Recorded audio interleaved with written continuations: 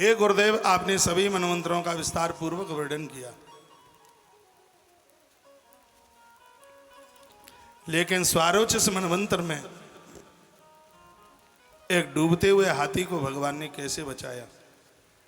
कृपा कर देते, ये कथा सुना देते तो मैं समझता कि आपने मेरे ऊपर बहुत बड़ी कृपा कर दी है। गुरुदेव, आप मुझे स्वारोचिष मनवंतर में, जहाँ भगवान ने हरि रूप में अवतार लिया और एक डूबते हुए हाथी को उबारा, बचाया, क्योंकि अभी आपने प्रहलाद जी की स्तुति में ये बोला था कि प्रहलाद ने कहा कि जब से मैंने नारद जी के मुख से ये सुना है कि भगवान ने डूबते हुए हाथी को बचाया तो मेरा मन बदल गया। मैं आपको निवेदन करना चाहूंगा कि प्रहलाद गजेंद्र मोक्ष की कथा सुनकर भगवान नारायण के परम भक्त बन गए, और वो भी मां के गर्भ में कथा सुनी थी। और यहाँ तो लोग 70, 80 साल के हो जाते हैं गजेंद्र मोक्ष सुनते सुनते, लेकिन वो के वो ही बने रहते हैं, कोई फर्क नहीं पड़ता, कोई असर नहीं पड़ता। एक छोटी सी कथा गजेंद्र मोक्ष की मां के गर्भ में प्रहलाद ने सुनी और उन्होंने कहा कि इस गजेंद्र मोक्ष की कथा ने मेरा जीवन बदल दिया। स्तुति में बोला। परीक्षित कहते हैं, गुरुदेव, पिछले स्कंद में आपने प्रहलाद स्तुति में जिस गजेंद्र मोक्ष की बात कही, मैं आपसे उसी डूबते हुए हाथी की कथा सुनना चाहता हूं। भगवान कितने बड़े दयालु हैं, कितने बड़े कृपालु हैं कि जब वो पशुओं के ऊपर कृपा करते हैं तो वह अपने इन मनुष्यों के ऊपर कृपा क्यों नहीं करेंगे। उस कथा को आप सुना करके मुझे निहाल कर देते। तब श्री सुखवाच, भगवान सुखदेव बोले, आसीद गिरिवरु राजन त्रकूट इति विस्मृता क्षीरोदेनाव्रत श्रीमान योजनायुत मुक्षिता तावता विस्तृतः पर्यग त्रविशृंगई पयोनिधिम। परीक्षित, इस धरती पर एक त्रकूट नाम का पहाड़ है। ये त्रकूट नाम का पहाड़ कहाँ है? ये जम्बू के पास में है, जहाँ आज माता वैष्णो देवी विराजित है। यही त्रकूट पर्वत है। कहा कि त्रकूट नाम का पहाड़ था, पर्वत था, और उस पहाड़ पर अपने एक यूथ के साथ में एक हाथी रहता है, गज रहता है। वहां नीचे पयोनिधम एक सरोवर बहता है। उसके आसपास बेलवई, कल्पतई, जम्बू, वृत्ता, भल्ला, किकादि भी बड़े बड़े सुंदर वृक्ष, सुगंधी खुशबू वाले पेड़, जिससे वहां की बड़ी रौनक बढ़ी हुई थी।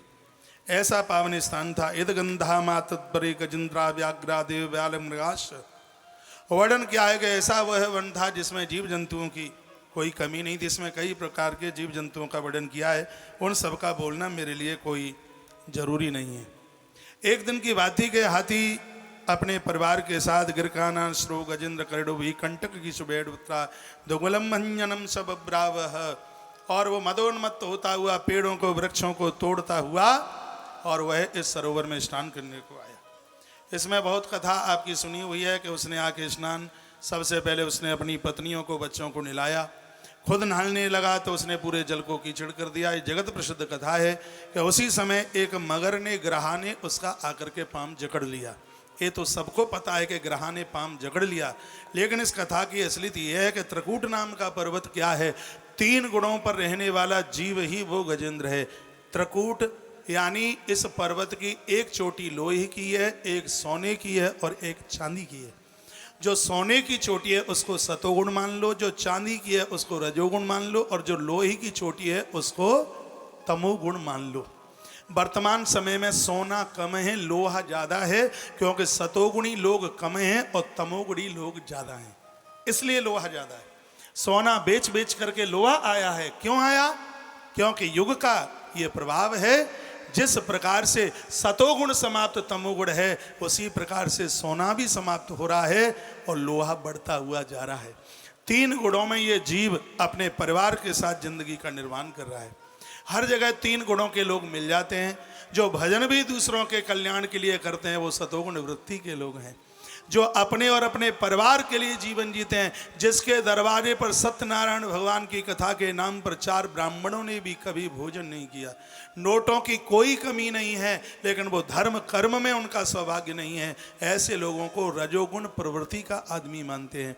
तमोगुणी वह है जो दूसरों को कष्ट देने के लिए, दूसरों को परेशान करने के लिए इस धरती पर आया है। आलसी है, प्रमादी है। हमारे उपनिषदों में कहा है कि प्रमाद और आलस्य को भी तमोगुण के नाम से जानते हैं, हमारे ग्रंथों में कहा। तो त्रिकूट पहाड़ के ऊपर रहने वाला ये जीव ही तो वो गजेंद्र है जो अपने परिवार के साथ सरोवर में स्नान करने को आया। सरोवर कोई और नहीं है, संसार ही सरोवर है। संसार रूपी सरोवर में जीवात्मा का पाम एक मगर यानी मोह रूपी ग्राह ने जकड़ लिया। सबका पाम ग्राह पकड़ रखा है, सबका परिवार से निकलना बड़ा उनका मुश्किल हो रहा है, छटपटा रहे हैं। हरिद्वार, वृंदावन, गंगा जी सबको जाने का मन होता है, लेकिन इस बलवान ग्राह ने ऐसा पाम पकड़ा है भैया कि वो छोड़ता ही नहीं है। कोशिश तो सब कर रहे हैं, थैला लगाते हैं, बैंती चश्मा साफ करके रखते हैं, कल जाएंगे, परसों जाएंगे, जैसे वो बार बार खींचता है, वो खींच करके फिर अंदर ले जाता है। ग्रंथ में लिखा, सुखदेव भगवान कहते परीक्षित तो 1000 वर्ष तक युद्ध चलता रहा ये द्वंद्व। अब वो तो जलचर था तो उसकी शक्ति बढ़ी, और ये थलचर था, इसकी शक्ति का ह्रास हुआ। और आखिर में हुआ यह है कि वह हाथी पूरा का पूरा पानी में चला गया, और आखिर में इस गृहस्थी के ऊपर मोह की विजय